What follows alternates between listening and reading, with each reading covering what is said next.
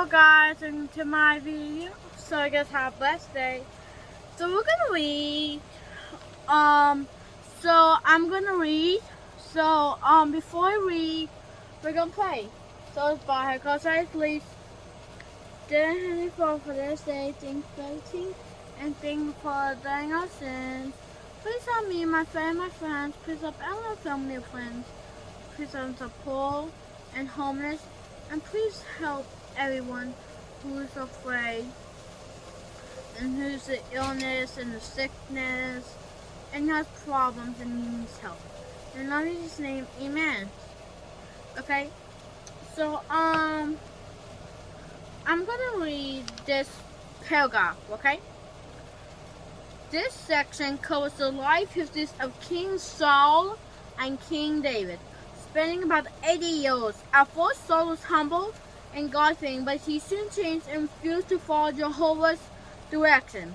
Jehovah rejected him and in time instructed Samuel to anoint David as the next king of Israel. Jealous Saul tried many times to kill David, but David never took revenge. Saul's son Jonathan knew that David was Jehovah's choice, so he was loyal to David. David committed some serious sins, but he never rejected Jehovah's discipline.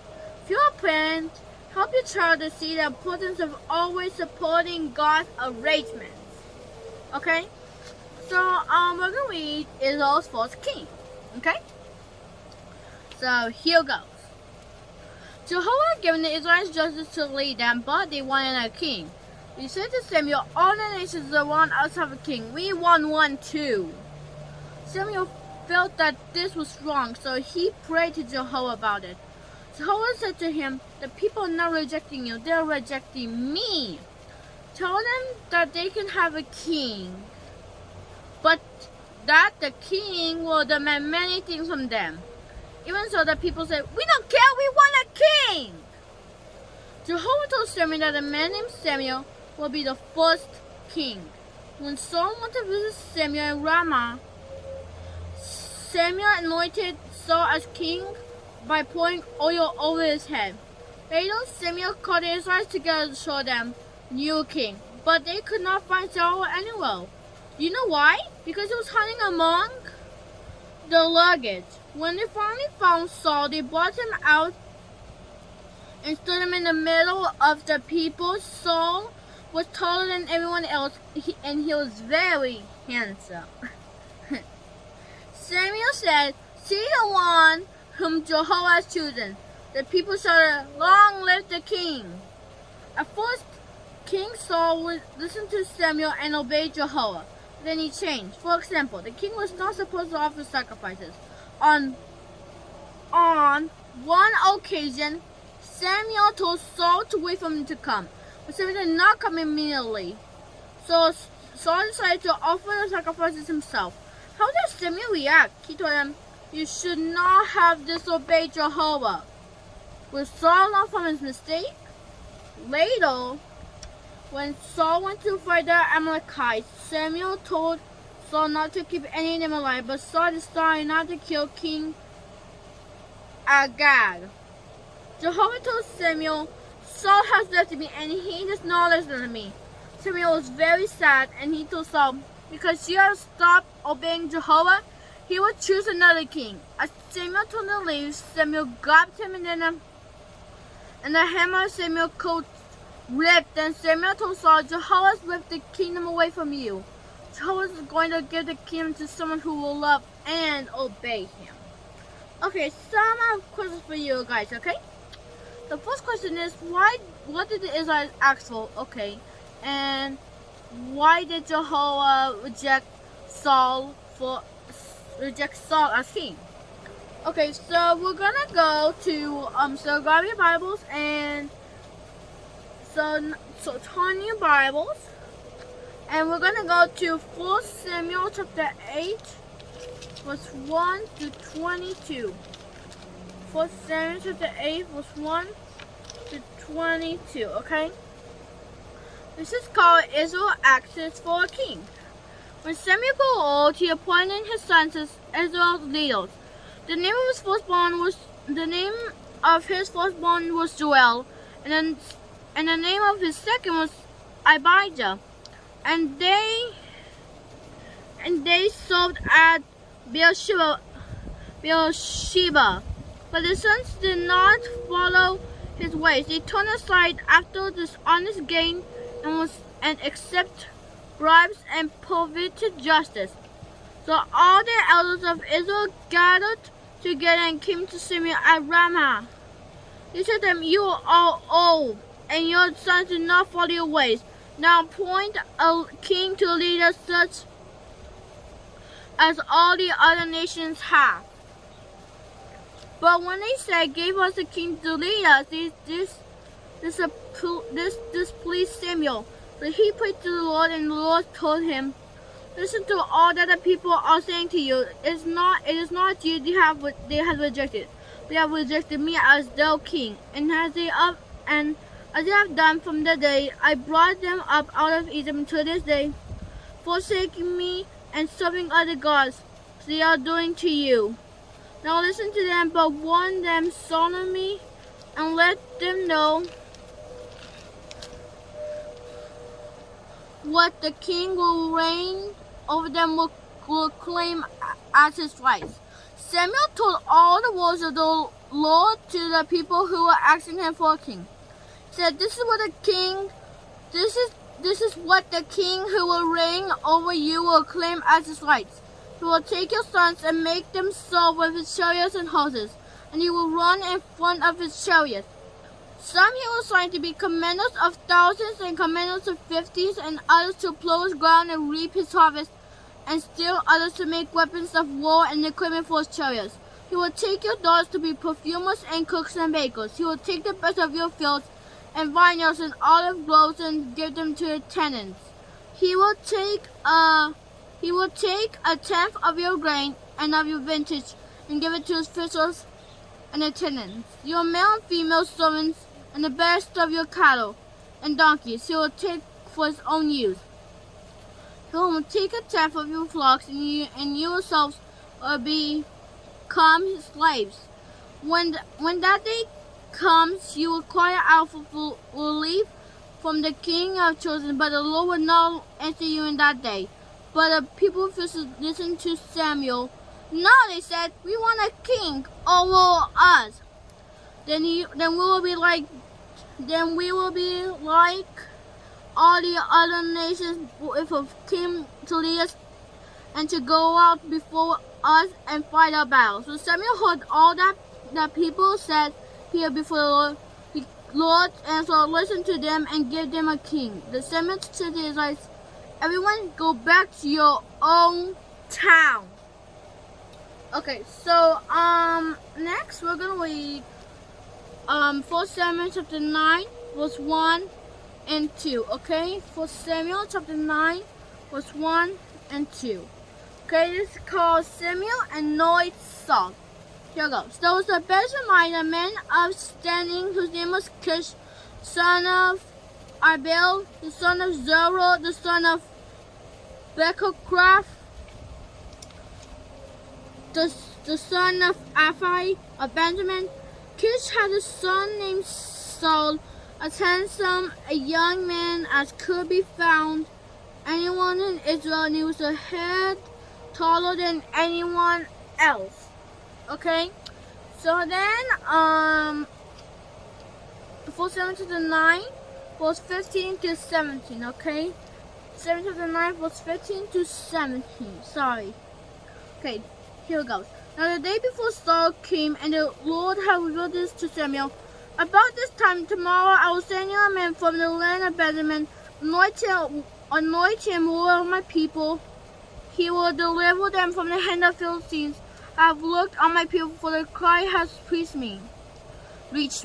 When Samuel caught sight of Saul, the Lord said to him, "This is the man I spoke to you about. He will govern my people." Okay, so next one is 1 Samuel chapter 10, verse 8. Okay, 1 Samuel chapter 10, verse 8. Okay, it's right. It's right. 1 Samuel chapter 10 verse 8, okay? It's right over here. Go down ahead of me to Gilgal. I will surely come down to you, sacrifice burnt offerings and fellowship offerings, but you must wait 7 days until I come to you and tell you what you ought to do. Okay? So next one is 1 Samuel chapter 10, verse 20 to 24, okay? 1 Samuel chapter 10, verse 20 to 24. Here goes. Here it is. When Samuel had all Israel come forward by tribes, the tribe of Benjamin was taken by lot. Then he brought forward the tribe of Benjamin, clan by clan. Machir's clan was taken. Finally, Saul son of Kish was taken. But when they looked for him, he was not to be found. So they inquired of the Lord, has the man come here yet? The Lord said, yes, he has hidden himself among the supplies. He ran and brought him out, and as he stood among the people, he was a head taller than the others. Samuel said to all the people, you see the man the Lord has chosen? There was no one like him among all the people. Okay, so next one is 1 Samuel chapter 13, verse 1 through 14, okay? 1 Samuel chapter 13, verse 1 through 14, okay? So we're going to read Samuel rebukes Saul, okay? Here goes. Saul was 30 years old when he became king, and he reigned over Israel 42 years. Saul chose 3,000 men from Israel. 2,000 were with him at Michmash in the hill country of Bethel, and 1,000 were with Jonathan at Gibeah in Benjamin. The rest of the men he sent back to their homes. Jonathan attacked the Philistine outpost at Gibeah, and the Philistines heard about it. They saw that the trumpet blown throughout the land and said, let the Hebrews hear. So all Israel heard the news. Saul has attacked the Philistine outpost. Now Israel has become obnoxious to the Philistines, and the people were summoned to join Saul at Gilgal. Philistines assembled to fight Israel with 3,000 chariots, 6,000 charioteers, and soldiers as numerous as the sand of the seashore. They went up and camped at Michmash, east of Beth Aven. When the Israelites saw that the situation was critical and that their army was hard pressed, they hid in caves and thickets among the rocks and in pits and crevices. Some Hebrews even crossed the Jordan to the land of Gad and Gilead. Saul remained at Gilgal, and all the troops with him were quaking with fear. He waited 7 days. The time set by Samuel, but Samuel did not come to Gilgal. Samuel and Saul's men began to scatter. So he said, bring me the burnt offering and the fellowship offerings.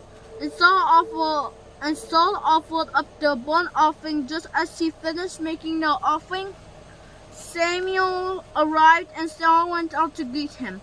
What have you done? asked Samuel. Saul replied, when I saw that the man was scattering, and that you did not come at that time, and that the Philistines were assembling at Michmash, I thought, now the Philistines will come down against me at Gilgal, and have not sought the Lord's favor. So I felt compelled to offer the burnt offering. You have done a foolish thing, Samuel said. You have not kept the command the Lord your God gave you. If you had, you have established your kingdom over Israel for all time. But now your kingdom will not endure. The Lord has sought out a man after his own heart and appointed him rule his people, because you have not kept the Lord's command. Okay, so last one on this is the final one. Okay, so I'm now going to read 1 Samuel chapter 15, verse 1 to 35. Okay, 1 Samuel chapter 15, verse 1 to 35. Okay, so this is called The Lord Rejects Saul as King. Samuel said to Saul, I'm the one in Israel sent to anoint you king over his people. Israel, so listen now to the message from the Lord. This is what the Lord Almighty says, I will punish the Amalekites for what they did to Israel when they waylaid them as they came up from Egypt. Now go attack the Amalekites and totally destroy all that belongs to them. Do not spare them, put to death men and women, children and infants, cattle and sheep, camels and donkeys. So Saul summoned the men and mustered them at Telaim, 200,000 foot soldiers and 10,000 from Judah. Saul went to the city of Amalek and set an ambush in the Raven. Then he said to the Canaanites, go away, leave the Amalekites, so that I do not destroy you along with them. But you show kindness to all the Israelites when they came up out of Egypt. So the Canaanites moved away from the Amalekites. Then Saul attacked the Amalekites all the way from Havilah to Shur. Near the eastern border of Egypt, he took Agag, king of the Amalekites, alive, and all his people. He tore the slaves to Saul, but Saul and the army spared Agag, and the best of the sheep and the cattle and the fat cows and lambs. Everything that was good. This war unwilling to destroy completely, but everything that this was despised and weak, they totally destroyed. Then the word of the Lord came to Samuel. I regret that I have made Samuel king, because he has turned away from me and has not carried out my instructions. Samuel was angry and he cried out to the Lord all that night. Early in the morning, Samuel got up and went to meet Samuel. But he was told Samuel had gone to Carmel. There he has set up a monument in his own honor and has turned and gone on down to Gilgal. When Samuel reached him, Saul said, the Lord bless you. I've carried out the Lord's instructions. But Samuel said, what then is this bleating of sheep in my ears? What is this lowing cattle that I hear? And so the soldiers brought them from the Amalekites. They spared the best of the sheep and cattle to sacrifice to the Lord your God, but we totally destroyed the rest. Enough, Samuel said to Saul. Let me tell you what the Lord said to me last night. Tell me, Saul replied. Samuel said, although you were once small in your ears and small in your own eyes, did not become the head of the tribes of Israel, the Lord anointed you king over Israel. And he sent you on a mission saying, go and completely destroy those wicked people. The Amalekites wage war against them until you have wiped them out. Why did you not obey the Lord? Why did you pounce on the plunder and do even the eyes of the Lord? But I did obey the Lord, Saul said. When on a mission for the Lord assigned me, I completely destroyed the Amalekites, brought back Agag to the king. The soldiers took sheep and cattle from the plunder and the best of what is devoted to God, in order to sacrifice them to the Lord your God at Gilgal. But Samuel replied, does the Lord delight in burnt offering and sacrifices? As much as in obeying the Lord, to obey is better than sacrifice, and to heed is better than fat of rams. For rebellion is like the sin of division, and ignorance like the evil of idolatry. Because thou rejected the word of the Lord, he has rejected you as king. Then Saul said to Samuel, I've sinned. I violated the Lord's command and have your instructions. I was afraid of the men, so I gave it in to them. Now I beg you, forgive my sin and come back with me, that I may worship the Lord. But Samuel said to them, I will not go back with you. You have rejected the word of the Lord, and the Lord has rejected you as king over Israel. As Samuel turned to leave, Saul caught hold of the hem of his robe, and it tore. Samuel said to him, the Lord has torn the kingdom of Israel from you today, and has given to one of your neighbors, to one better than you. He who is the glory of Israel does not lie or change his mind, but he is not a human being that he should change his mind. So I replied, I have sinned, but please honor me before the elders of my people, that I may worship the Lord your God. So Samuel went back with Saul, and Saul worshipped the Lord. Samuel asked, bring Agag, king of the Amalekites. Agag came to him in chains, and he thought, so the bitterness of death is past. But Samuel said, as your sword has made women childless, so will your mother be childless among women. And Samuel put Agag to death before the Lord at Gilgal. Samuel left from Ramah, but Saul went up to his home in Gibeah of Saul. Until the day Samuel died, he did not go to see Saul again. Though Samuel mourned from him, the Lord regretted that he had made Saul king over Israel. Okay, so that was our last one. Okay, so what we learned here was that Israel's first king. We know Israel's first king.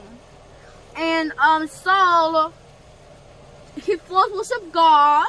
That was good, right?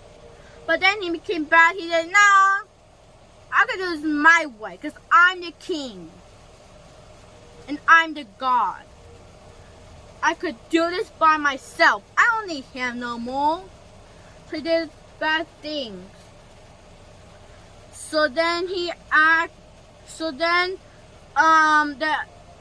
Israel people wanted a king. They wanted a king, a new king. So then he asked Samuel, but he said, no, you disobeyed God. You disobeyed God. So I'm not gonna do it. I'm gonna do what God says. So he said, please, please, and he actually ripped his robe. So he don't want to do it. That's good. Okay. So now what we learn here is it's important. This is very important. Listen to me closely, okay? It's important to always obey God, okay? So always obey God, and we should act the way that God wants us to do. Okay? We always. Okay? So I hope you guys have a blessed day and bye.